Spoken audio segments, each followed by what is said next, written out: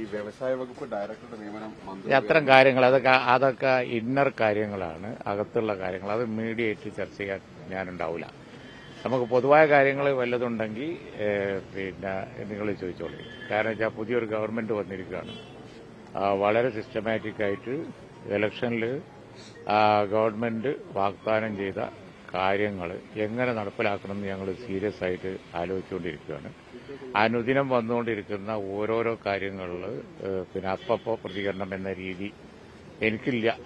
അപ്പോൾ അതുകൊണ്ട് തന്നെ എന്റെ ഡിപ്പാർട്ട്മെന്റുമായിട്ട് ബന്ധപ്പെട്ട കാര്യങ്ങളിൽ ഗവർണറെ പ്രസംഗം വരാൻ പോവുകയാണ്. അതുപോലെ തന്നെ ഈ കേരളത്തിന്റെ തൊഴിലില്ലായ്മയിൽ വ്യവസായ വകുപ്പ് വളരെ സജീവമായി പങ്കെടുത്തുകൊണ്ട് എന്ത് ചെയ്യാൻ പറ്റും എന്ന് നോക്കുകയാണ്. ആ വക കാര്യങ്ങളാണ് ഇപ്പോൾ പ്രയോറിറ്റി.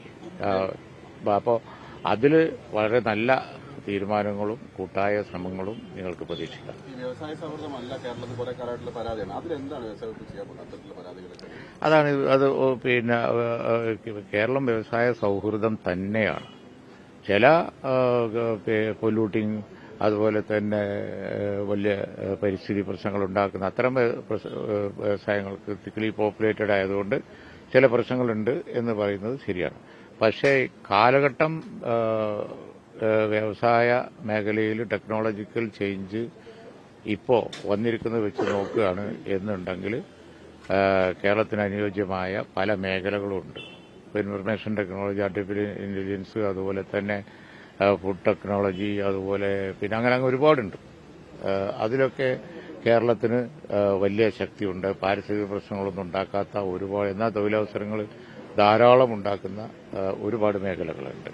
അതിനെ സംബന്ധിച്ച് പിന്നെ നമ്മൾ സീരിയസ് ആയിട്ട് ആലോചിച്ചുകൊണ്ടിരിക്കുകയാണ്. എഐയുടെ ഒരു സാങ്കേതികത പ്രത്യേക ചുമതല കൂടി ഉണ്ടല്ലോ. അല്ല, എഐ ആർട്ടിഫിഷ്യൽ ഇന്റലിജൻസ് എല്ലാ മേഖലകളിലും പ്രയോഗിക്കാവുന്ന ഒന്നാണ്.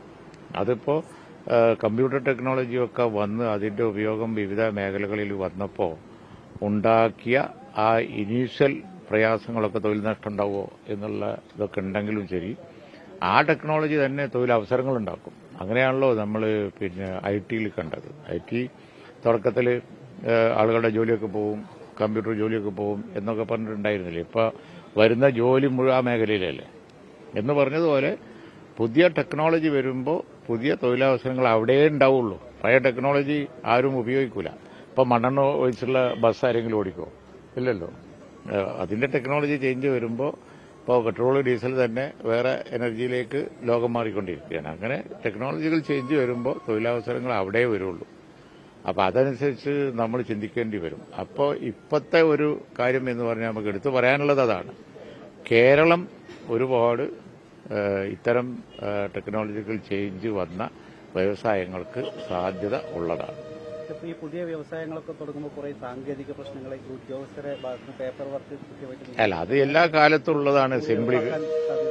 അത് എല്ലാ കാലത്തും ഉള്ളതാണ്. പ്രൊസീജിയറിൽ പിന്നെ ഡിലേ കുറക്കണം എന്നുള്ളത് തീർച്ചയായും കഴിഞ്ഞ ഗവൺമെന്റ് കുറെ കാര്യങ്ങൾ ചെയ്തു വെച്ചിട്ടുണ്ട്.